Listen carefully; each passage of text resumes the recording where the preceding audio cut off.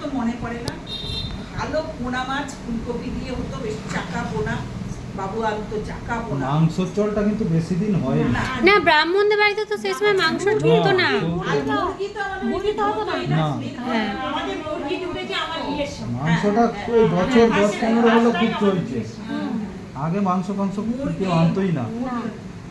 মাছ তখন তোর বিয়েতেও মুরগি ঢুকে, আমার বিবাহ বার্ষিকীতে ঢুকলো। হ্যাঁ, ওইখান থেকে মাংস করে নিয়ে যাওয়া হলো না, দুর্গা তোরা সব ছিলি, পদ্মপাড়া আর সব এসেছিল। তোমার আইসক্রিমের চলটাও ছিল না, আগে দই হাঁড়ি দই আসতো। দই। আর দিয়ে প্রথমবার তারপরে হতো যেটা আরেকটা খুব বড় ব্যাপার হচ্ছে, সবাই মিলে ধরে দেয়া হতো, উলু দেয়া হতো, এই হতো। এত এই যে দেওয়া ছোঁয়ার ব্যাপারটা তো ছিলই না বলতে না, গেলে। গিফটের ব্যাপার ওইসব ছিল না।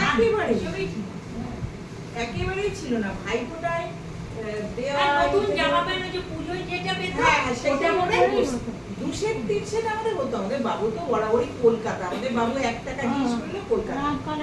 এবং রামকানাই, জামি রঞ্জন পাল, ওয়াচেন মোল্লা, এদের থেকেই সমস্ত কিছু। বাবু 1 টাকা একটা সেফটিপিন কিনলেও কলকাতা দৌড়াবে, মানে বড় বাজারের সব জিনিসপত্র দিয়ে আমাদের রান্না বান্না হতো। তো পোস্ত, মানে 1 কেজি তখনকার দিনে 1.5 কেজি পোস্ত আসতো, সেই রকম মানে একবারে চলে আসতো মাছ খাওয়া। মাছ কাবাড়ি একটা। বড়া, এরকম বড় বড় বড়া, ডাল যেদিন হতো মুসুর ডাল। তো মাছ ভাজা, কমও দাম ছিল না। দাম কম ছিল তখন, পয়সাও লোকের হাতে কম ছিল। বাজারটাও সেরকম পয়সা ছিল না তো। যেটা ছিল। একটু ইয়ে করে করতে হ্যাঁ। হবে, আমাদের যেহেতু খাওয়া দাওয়ার একটু বাড়ি। তখন একবারে নেওয়াটা কি একটা সুবিধা ছিল, একবারে চলে যেত। মাসকাবাড়ি বাজারটা পুরোটা, এমনকি চাও আসতো বড় বাজার থেকে। সব। ওই যে মাসের কাঠ চা সেকেন্ড আসতো লেগে গো। দিত, শিশি করে। এই রোজে বাবুর রান্না চা কিন্তু আনতো, তবে কাঠ খরচাটা চা বেশি। বড় বাজারে কাঠ চা আনতো। হ্যাঁ, দেশবন্ধু থেকে বাবু চা আনতো। মানে এটা আমাদের বরাবরের রীতি। আর তারপরে পরবর্তীতে বাবু তো শ্যাওড়াফুলির বাজার করতো, তেল একদম। তখন ওটার মধ্যে একটা খুব অন্যরকম আনন্দ, মানে আমরা ওতেই খুব খুশি ছিলাম। ঠিক আছে, ওটা হবে, ওটা কখনো আসবে। আমাদের কাকিমা আই আই হাই, যা, যা, না, মামাকে ইয়ে করলাম, ও ইয়ে করলো না। এখন মানুষের চাওয়াটা বেড়ে গেছে। তারপরে আমার খুড়তুতো ভাই বোনেরা, ছোট কাকুর ছেলে মেয়েরা মানে আসতো। মানসিকতাটাই চেঞ্জ হয়ে গেছে, তারপরে 1 বছর আমার তাই না? বড় জ্যাঠামশাই, মানে আমাদের দুটো বড় জ্যাঠামশাই, দুজন। একজন মনসা চক্রবর্তী চন্দননগরে, বাবুর খুড়তুতো দাদা।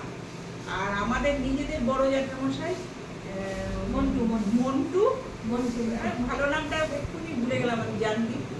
সে কাছড়াপাড়া হালি শহরে থাকতেন তিনি। সেই জ্যাঠামশাইও কিন্তু ফোটাতে ইয়ে করে চলে আসেন, কিন্তু বাবুর খুব দুঃখ ছিল, বাবু নিজে ফোটা পেত না, জ্যাঠামশাইয়ের সব। তবে পিসি যদি কোনোবার থাকতো, পিসি থাকলে পরে তখন পিসিরা দেখবে ফোটায় অনেক সময় থাকে। একটাই পিসি। পিসি মহামায়াদি ছিল, তুমি তো দেখেছো? হ্যাঁ, হ্যাঁ, মহামায়া। মহামায়াদি মা হচ্ছে আমাদের বড় পিসি। আচ্ছা। তো সেই বড় পিসি থাকলে পরে বাবুদের ফোটা এইটা এখানে বাবুকেই দিত। ওতো বাবু ভাইয়ের কাছে যেত না। এখানেই আছে। এই হচ্ছে ব্যাপার।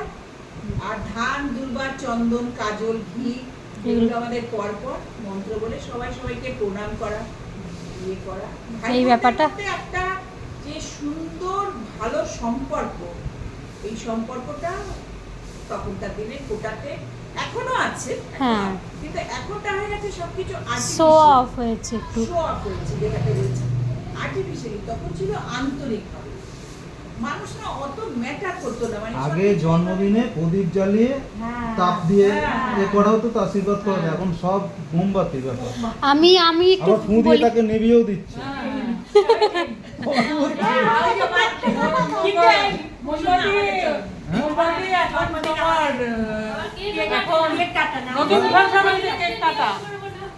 এখন হ্যাঁ, সন্ধ্যেবেলা কেক কাটা। এমনি নরমাল ভাজাভুজি।